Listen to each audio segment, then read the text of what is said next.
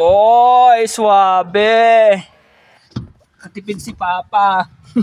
Tutuwa po ang biyanan ko niyan. Ito naman yung sunod. Oh, hi Rain. Swabe. So success, bro. Maraming salamat Pagpalain ka. Good day po mga kapatid. Welcome to Sharpen the Blade. Kasama ko po ngayon ang isa sa mga tao na nag-motivate sa akin mag-DIY nung inayos ko po at pinalitan ng rear shock absorber yung aming Avanza, no? At siya po si Nick Nock ng Nick Nock Auto Care. Hello naman dyan bro, bati naman kapatid. Yan. So inaayos po niya ngayon ang power window ng Jazz, Honda Jazz second gen ng aking biyanan. Dalawang rear windows po ay hindi gumagana. Pero yung dalawang window sa harap gumagana siya. And sabi po niya, ang mga i-check is fuse, wiring kung corroded or hindi nakakonect ng ayos. And yung pinakamagastos, Brother Nock, no, ay motor, no? Motor. Ngayon po, troubleshoot, since gumagana daw ang harapang dalawang bintana, okay po yung fuse. So pupunta na tayo sa sunod dun sa connection, sa wiring. So pwedeng corroded, pwedeng may putol, o pwedeng luwag lang. So chinecheck niya po ang continuity.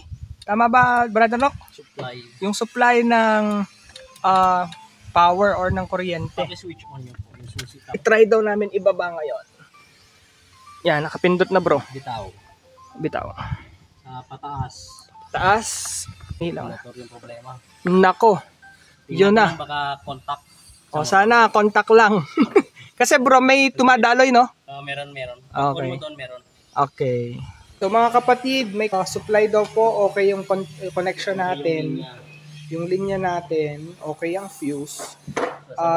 Sabi niya baka motor. Pero sabi niya bago daw pumunta sa motor, i-check muna pala daw yung carbon brush.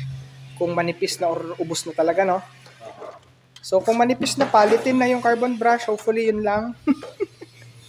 Kung hindi, magagastusan si Papa ng motor. So na-extract na po ni Brother Nock yung ating motor. And sa kanya pong inspection ay makapal pa ang carbon brush. Linis lang ng contact ito. So susubukan niyo daw pong linisin ang contacts ng ating motor. Hopefully makuha sa linis. Kasi po yung iba, sasabihin palit agad, sira agad. Mas malaki ang kita nila, kawawa naman si customer. Pero si Nick Nock po ay isa sa mga pinakatapat na mekaniko na pwede nyo pong pagpagawa na inyong sasakyan. Yan po mga kapatid, si Brother Nock, ginawa niya po yung ating power window sa likod and successful po. Hindi po tayo nabudol, bagkos ay tinuruan po tayo kung paano mag-troubleshoot. At confirm po, medyo corroded. No? Sobrang bang kapal ng corrosion? Okay, may minimal corrosion, pero yung minimal corrosion po na yun, yung naging cause. Kaya ayaw nang gumana ng ating power window. So nilinis po ni Brother Nock, nag-contact cleaner, nagliha doon sa contacts, no Brother Nock? Yung contact point ng actually contact ng ano niya sa armature contact. Yun, armature contact, saka yung sa ano nga yun, yung carbon brush. Yun. So okay na po, ipakita natin, i-demo natin. Pipindutin ko dito. Yan. Oy, swabe. Katipid si Papa. Tutuwa po ang biyanan ko niyan. Ito naman yung sunod. Oh, hi Rain. Swabe. Alright.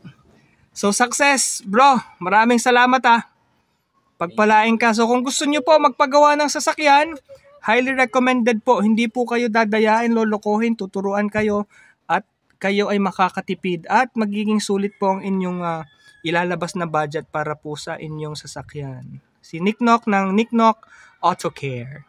Thank you, bro.